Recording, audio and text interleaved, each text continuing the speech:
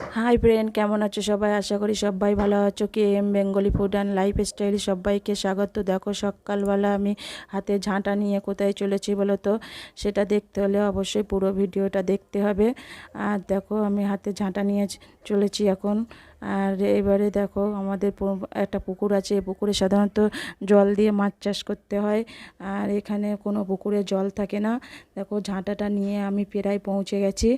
এবারে আমাদের জমিতে আমি এসে গেছি। এসে দেখো, পুরো জমিতে পাতা পড়ে একেবারে বিচ্ছিরি হয়ে গেছে। আর এবারে এই জমিটার পুরো পাতাটাকে আমাকে ঝাড় দিয়ে পরিষ্কার করতে হবে, কারণ এই পাতাগুলো চাপা পড়ে থাকলে ঘাসগুলো হলুদ হয়ে যাবে এবং রুই লেগে যাবে। আর সাধারণত অন্য পরিষ্কার জায়গায় যদি পাতা পড়ে থাকে তাহলে সে পাতা তবু তুলতে তার বেশিক্ষণ লাগে না, কিন্তু ঘাসের থেকে পাতা একদম সরতে চায় না। সেই জন্য আমি জোর কদমে পাতাগুলো ঝাড় দিয়ে নিচ্ছি।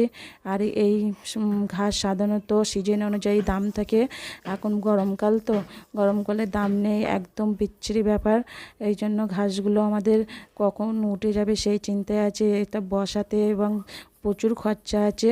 সেই খরচার যদি দাম না ওঠে আমাদের বেকার লস হয়ে যাবে। এই ঘাস সাধারণত বিহার, উড়িষ্যা, ঝাড়খণ্ড, পাটনা বিভিন্ন জায়গাতে অনলাইনের মাধ্যমে চলে যায়। এই ঘাস প্রথমে কাটিং করতে হয়, কাটিং করে তারপরে রোল করে এগুলো সাধারণত গাড়িতে করে পাঠিয়ে দিতে হয়। এবার দেখো, আমাদের একটা কাঁঠাল গাছ আছে। এই গাছের কাঁঠাল খুব সুন্দর খেতে।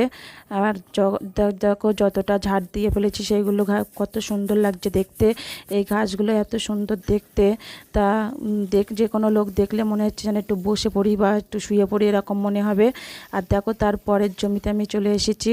এসে জল দিচ্ছি, টানা রোদ, ওন্নাটা মাথায় ভালো করে ঢেকে নিয়েছি, নিয়ে জল দিয়ে দিচ্ছি।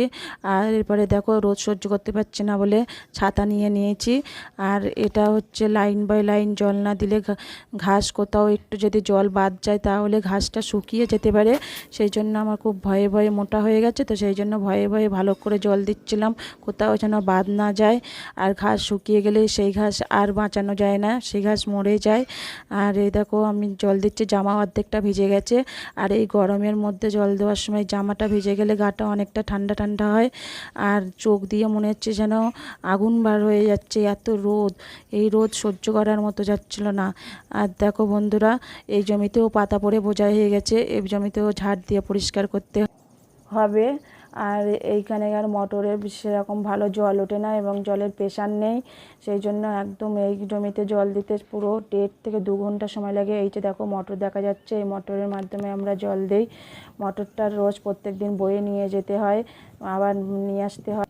এই ঘাসের মধ্যে প্রচুর আগাছা জন্মায়, সেইগুলোকে আবার নিড়িয়ে পরিষ্কার করতে হয়। ঘাস শুধু ফ্রেশ করে রাখতে হবে, তাহলে পাটি এসে পছন্দ করবে, না তো পছন্দ করবে না। এবার দেখো, আমি পরের জমিতে জল দিতে চলে এসেছি। এখানকার মোটরের স্পিডটা বেশি আছে, সেই জন্য এখানে জল দিতে বেশিক্ষণ সময় লাগে না। আর যদি এই ভিডিওটি ভালো লাগে তাহলে অবশ্যই লাইক, কমেন্ট, শেয়ার এবং সাবস্ক্রাইব করবেন। ততক্ষণে ভালো থাকবেন।